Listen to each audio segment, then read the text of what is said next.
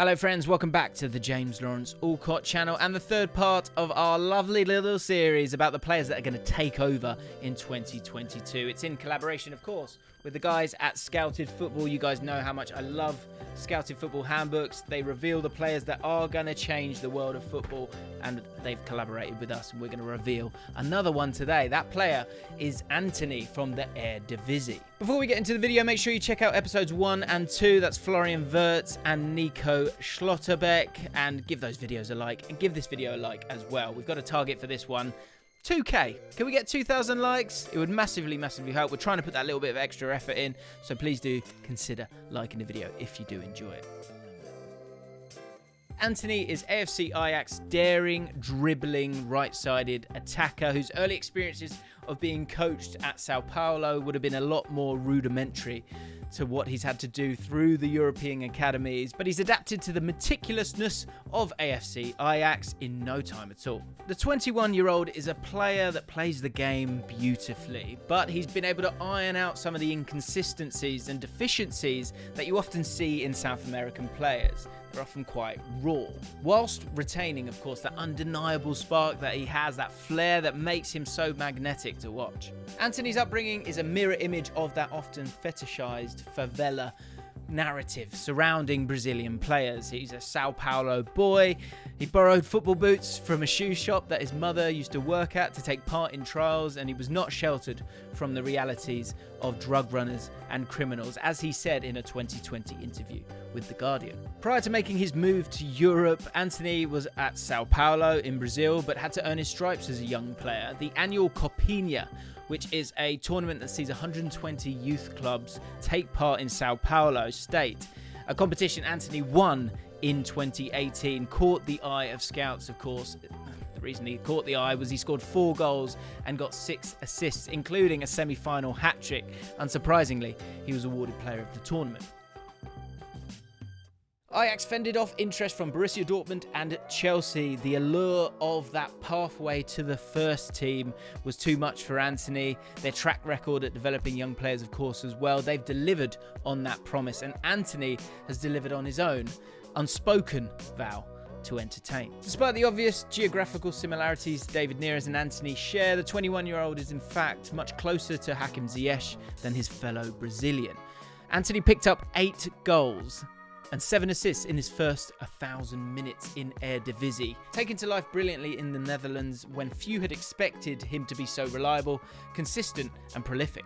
Perhaps the best and most identifiable aspect of Antony's game is his tendency to check back onto his preferred left foot and then clip crosses into the far post. He's only been in Europe just over a year, but he's already serviced the likes of Klaas-Jan Huntelaar, Lassina Traore, and now Sebastian Haller with those type of balls. In the same way that it's almost impossible to stop Arjen Robben from chopping back on that left foot, driving across the penalty box and unleashing hell with a drive from the edge of the box, the same can be said for Antony's ability to hang balls up at the back post. He's explosive, possesses great speed and a lovely set of tricks, great balance and lower body strength as well, which allows him to keep the ball.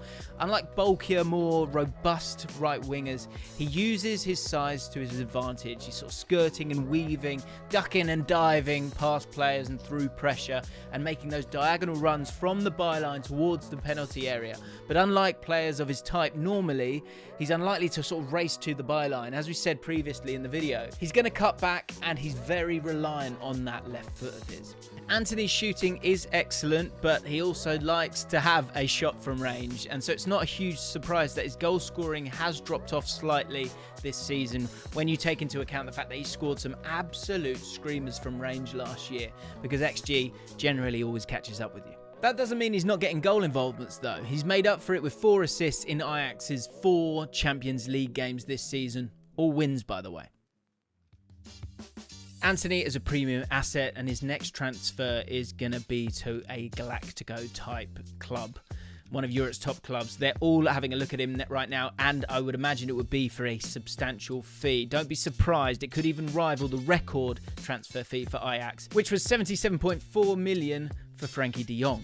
In the last month alone, Antony has been linked with the likes of Manchester City, Bayern Munich, Liverpool, Real Madrid. Remember what I said? Galacticos. This suggests that there isn't a clear indication of where he's going to be going right now, or his preferred move, or the people that, of course, manage him. But it is an indication that the transfer regarding Antony will be a marquee move and there will be a bidding war. So where would Antony be a good fit? Well, given Antony's sort of samba flair, and it's a substantial and integral part of his game, that flair, that eliminates some clubs from the equation in my mind, and some leagues possibly as well. For example, Neymar is often criticised for, or even sometimes even punished for, executing tricks and flicks due to a lack of respect, which is a little bit ludicrous, of course. But this instantly kind of takes Ligue 1 out of it. Also, I mean, essentially it takes out PSG out of it because they're the only team that could afford him. And despite there being a few links to Premier League sides, you wonder if there are a few doubts over his physicality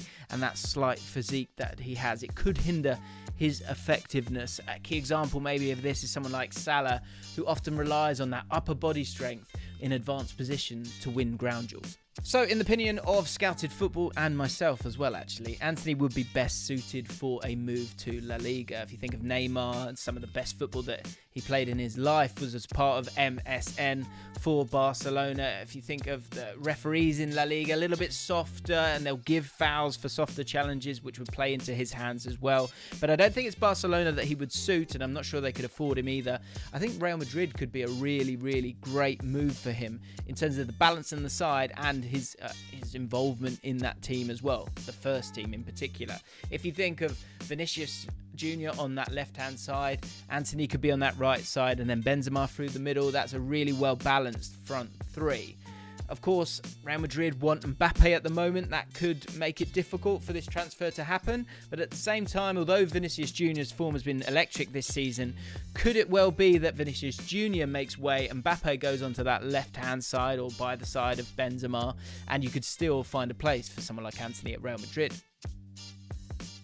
So why is Antony a name for 2022? In truth, to those of you who probably subscribe to this channel and pay attention, Antony has actually been a real name in 2021. This is the year that he indisputably moved ahead of the likes of David Neres. In the pecking order, he's kept promising Danish teenager Mo Darami at arm's length and has developed a telepathic partnership with Sepp Haller. But 2022 will be the year that he goes mainstream, and I think the main reason for that is not the fact that he's doing it in Eredivisie. He's been doing that for a while now, but he's starting to turn those performances into really consistent displays in the Champions League as well. Ajax have beaten Dortmund, they've beaten Sporting Club de Portugal and Besiktas in their group, and of course are in the knockouts. And we only need to see what happened to Ajax a couple of years ago with that team that went to the semi-finals of the Champions League. The likes of De Ligt, De Jong, Ziyech, Van der Beek. Antony is of a similar age to those players when they demolished Real Madrid at the Bernabeu. So another run of epic proportions, which I think a lot of neutral fans will be gunning for, and I'm sure Ajax will have aspirations of as well. And that could lead to that team being dismantled, and of course Antony, the star of that team, going for big, big money. Of course, there's the international stage as well. He's recently been integrated into the Brazil squad under Chichi, and is currently playing second fiddle to Leeds' Rafinha for the Selecao. But Qatar 2022 is on its way, and a player of his talent, excitement and flair could well light up the world stage this winter as well. So if you didn't have Antony on your radar, then hopefully you do now. If you want to win a copy of Scouted Football's latest handbook, they are collaborating with us on this project. They're absolute legends, and they're giving away 2 in each of the videos of this series. Then all you got to do, we're going to keep it simple on this one, subscribe to the channel, and if you're a new subscriber, this one's for you. Get down in the comments down below, let us know that you're a new subscriber, and we'll be giving away one of these to 2 of you guys. And make sure you hit the like button as well, and of course check out the 2 episodes so far in the series. Thanks for watching, see you next time.